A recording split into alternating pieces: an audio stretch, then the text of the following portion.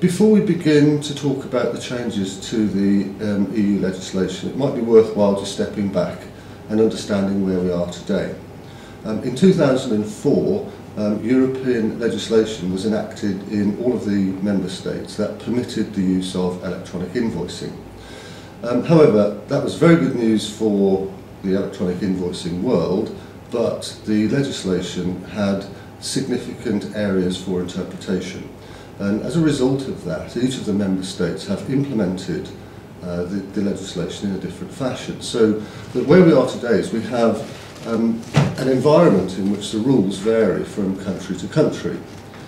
So secondly, I think we ought to consider what the EU Commission has been up to. They recognise that electronic invoicing can save businesses in Europe billions of euros per year. So this has resulted in it going quite high up the agenda in the European Commission. And they implemented a working group called the Expert Group on e-invoicing that ran for around 2 years, and it published a series of results and recommendations of their findings. Following on from that, a new piece of legislation was issued earlier this year that will be enacted on the 1st of January 2013, meaning that all member states will have to implement the new legislation. The changes to the legislation effectively cover 3 or 4 different components. Firstly, I think it's important to note that there is still a requirement for authenticity and integrity of invoices. This is a very key and important point. The second thing is the new legislation suggests that electronic invoices and paper invoices should have equal treatment. The third component is that they are considering, or the legislation considers, that electronic invoicing should be technically neutral, meaning that providers, suppliers and buyers will have choice as to how they implement the electronic invoicing regulations. The final point is that the legislation does suggest that electronic signatures and EDI are still permitted methods of transmission of electronic invoices.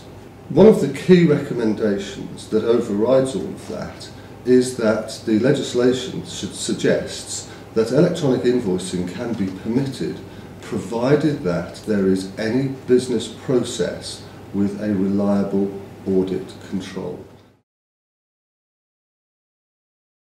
So the legislation is due to be implemented on the 1st of January 2013, and between now and then each of the member states will be taking that European legislation and implementing it in their own local legislation. And part of the concern that we have is that the legislation doesn't go far enough in prescribing the way that the directive will be implemented.